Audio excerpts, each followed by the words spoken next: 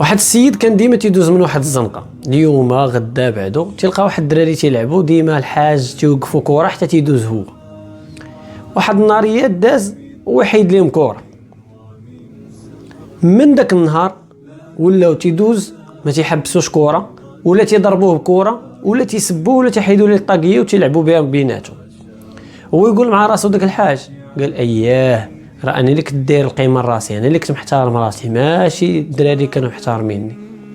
لهذا خصنا نحترموا نفسنا، لا في الكلام ديالنا من نكونوا جالسين في واحد المجمع ماشي يجيب غير فم وقول، راه خصك تعرف شنو تقول، لانك اللي قلتي واحد الكلمه ما هياش، راه واحد الانسان كان تحترمك يقلل الاحترام ديالك، غطيح من عينيه.